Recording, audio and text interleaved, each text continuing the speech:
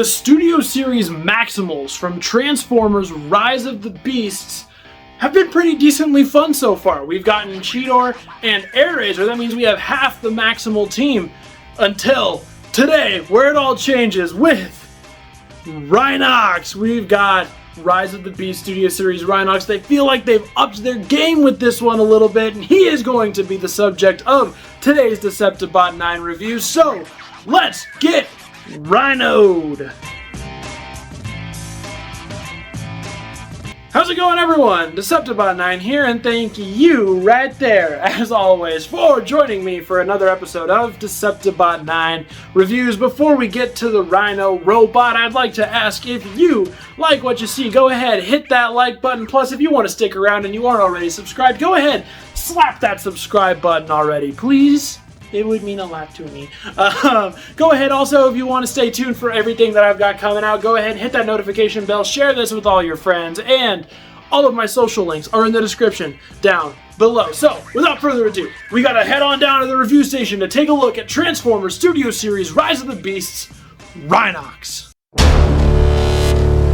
Alright, and here we are with a closer look at Studio Series Rhinox, and this guy is falling over. But before he's falling over, this guy's awesome. I am really enjoying Rhinox overall. He's super fun. Great robot mode here with a lot of detail and texture. Transformation's really fun. Rhino mode is awesome, but we'll get into all of that. So let's go ahead and stop Rhinox from spinning around here and take a look at his details. Alright, coming up here with this head sculpt, it is very nice, very traditional Rhinox, but of course done up in this sort of whole, rustic grayish color scheme that he's got going on. But yeah, you can really see in there, if the camera focuses on the actual face and not the chest, it favors the chest, but there it is. Kind of, you can see all this sort of line and molded detail going on there in the face, which is absolutely terrific. It's not really coming out here. There it is. You can tell his eyes are green. Got little painted green eyes in there, lots of grays and silvers up here obviously on the face. And this right here, this little chest area full of molded detail, that is spectacular.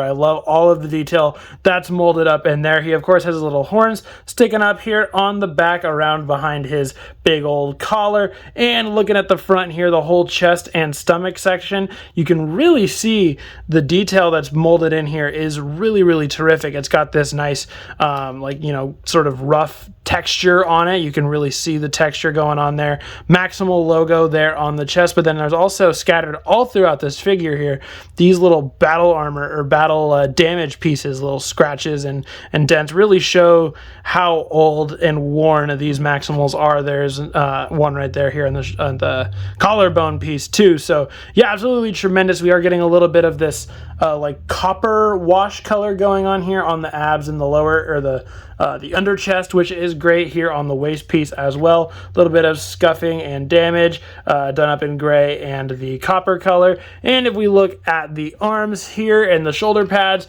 all have that same rough texture with some armor detail, or armor details right there, cracks going on there. Underneath, the actual arm is done up in that copper color there. Lots of nice molded detail going in all the way around on the arm there. Absolutely terrific. And then the forearm here piece, this is great too.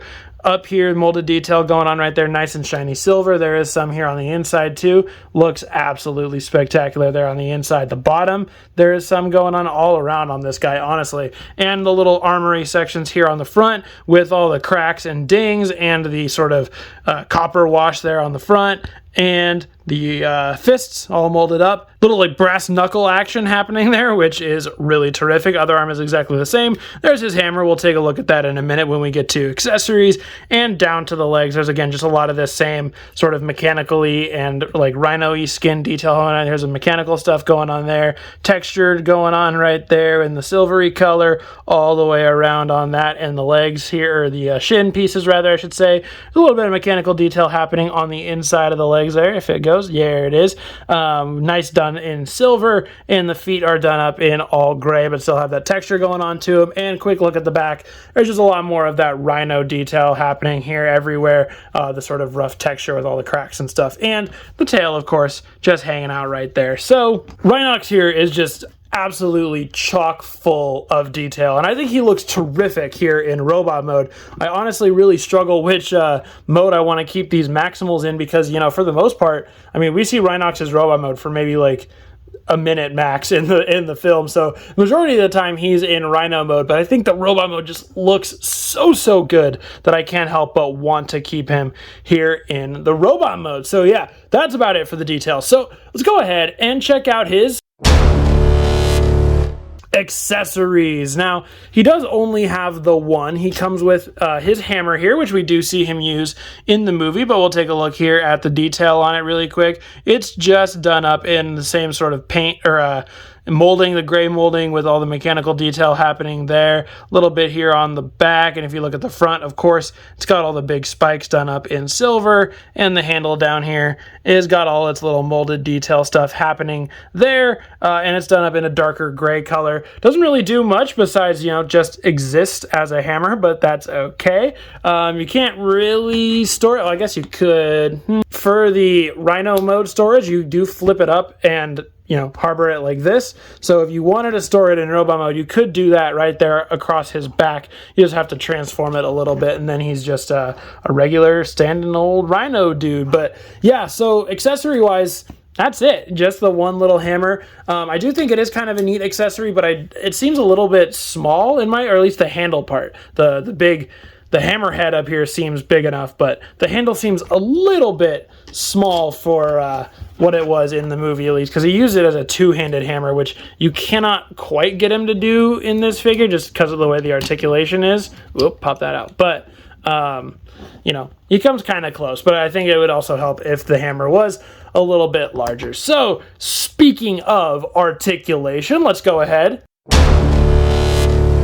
and check that out. So Rhinox here is actually pretty posable. His head up here is on a ball joint. Mine is kind of tight, and it's also kind of hard to just grab just because of the way everything is molded up here. But yeah, it's on a ball joint, and it will swivel, looks like all the way around there. That is the most I've ever gotten it to go. You can get it tilting side to side and kind of all the way around. Head goes up that far, down that far ever so slightly, really not at all. Arms do go all the way around. They go out, oops, if they don't come untabbed from the chest section there.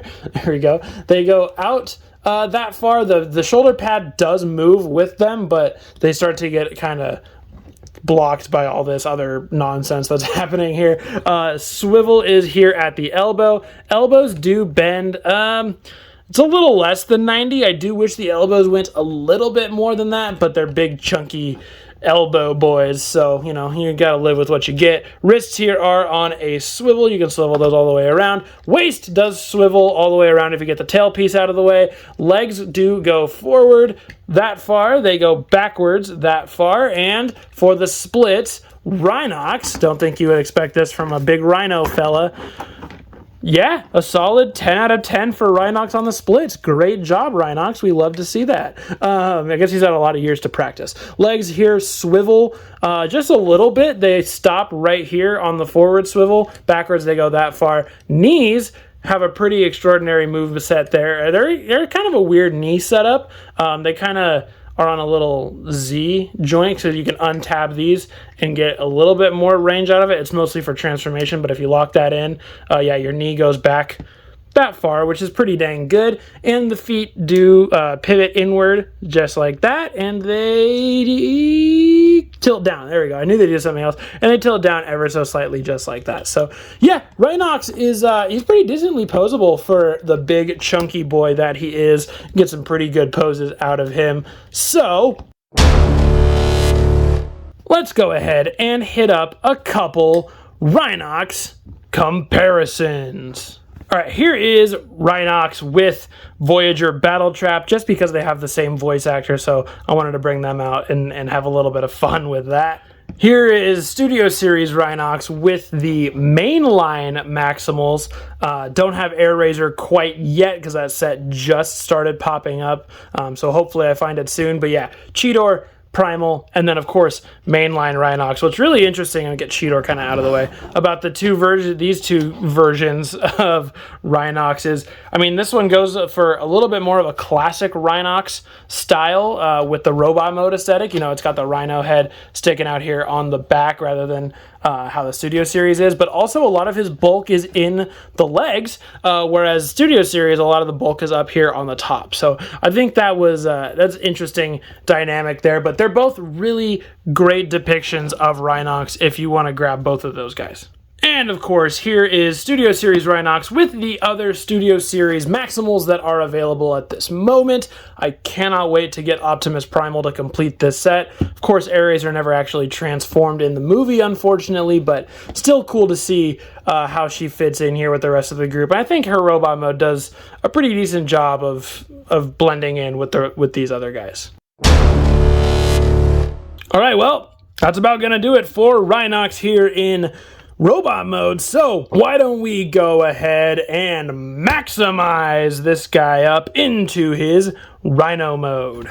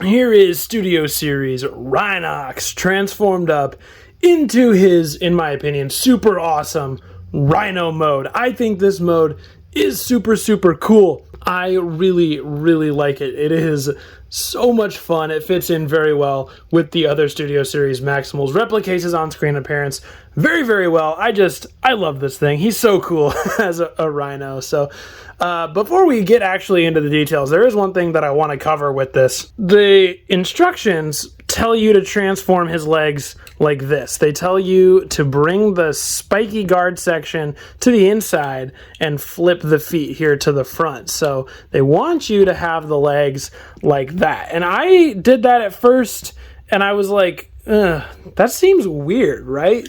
Like there's just something about the shape of it that doesn't look right, you know, because it doesn't bend inward anymore. So like it looks like it's crunching at an angle. I don't know. It's weird.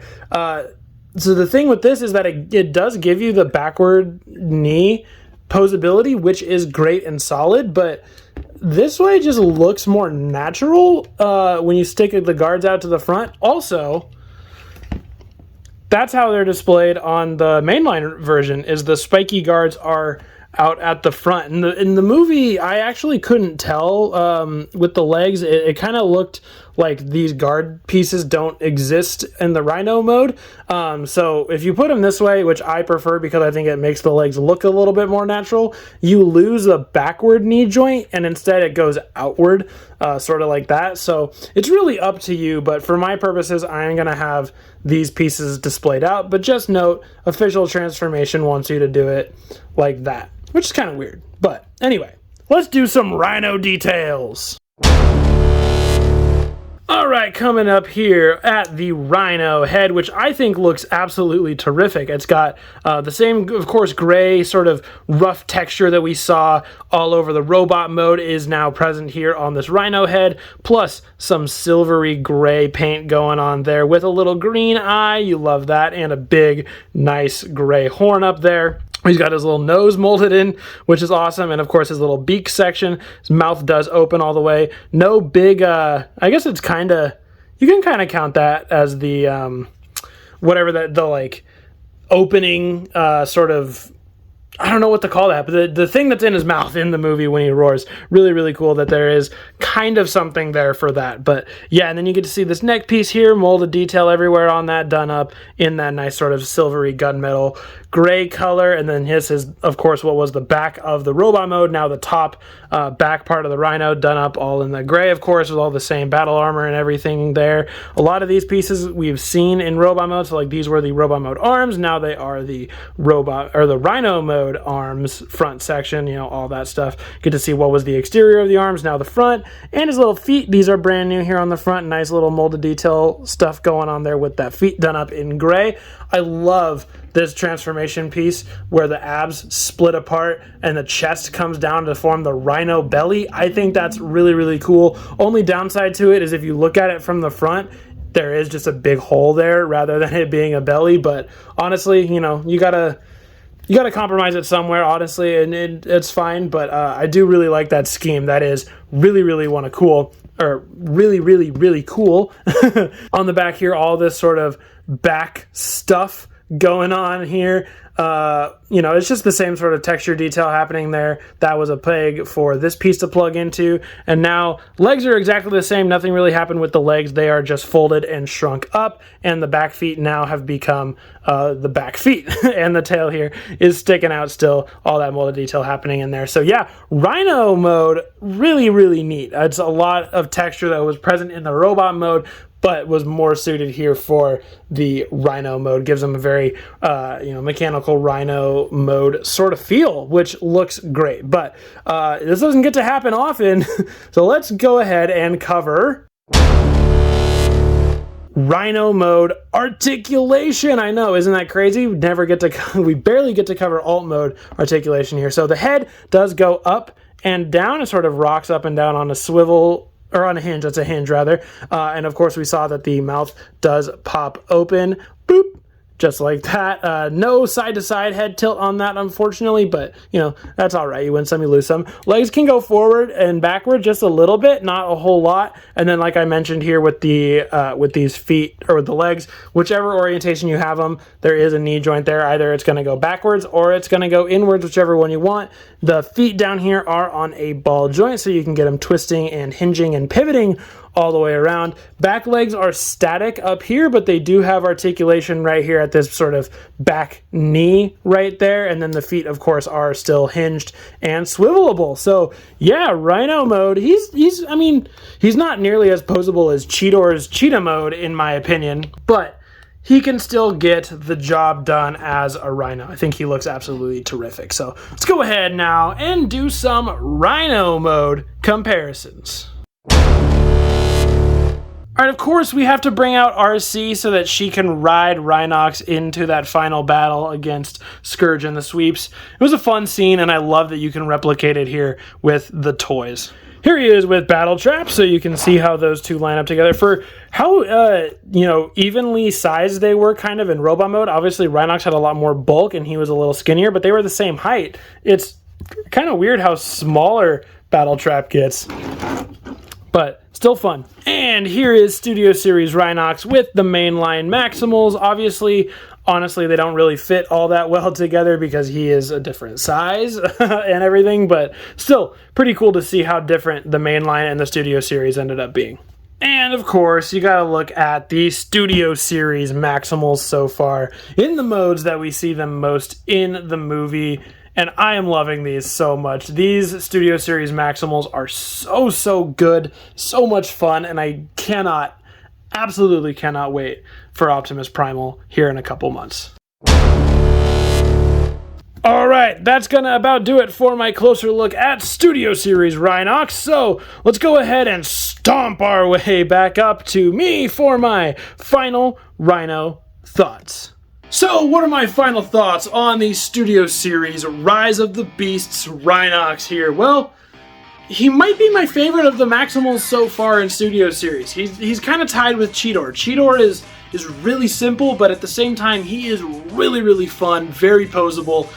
Rhinox is a lot more detailed, has a more, he's got more going, a more involved transformation, and both of his modes look absolutely fantastic all around. I've just been having a whole lot of fun with Rhinox. So if you're a Beast Wars fan looking for a cool Rhinox figure, you might want to grab Studio Series Rhinox, even though he's not cartoon accurate. If you've been getting the Rise of the Beast stuff, you're definitely going to want to get Rhinox, especially if you've been getting the Maximals. So there's Rhinox. Alright guys, that is going to do it for my full review of Transformers Studio Series Rise of the Beasts Rhinox. Go ahead and let me know your thoughts on Rhinox and all of the Rise of the Beast Studio Series figures in the comment section down below. Let's talk all things Studio Series Rise of the Beast. And guys, as always, that brings us to the end of another episode of Decepticon 9 Reviews. Guys, don't worry. It's alright. It's alright. I'll be back. I promise. I promise, guys. Okay. Anyway, guys, that's going to do it for today's episode of Decepticon 9 Reviews. If you made it all the way to the end, thank you so much. I do really, truly appreciate it. As always, I've been your host, Decepticon 9. Thank you, as always, for watching, and I will catch you guys later.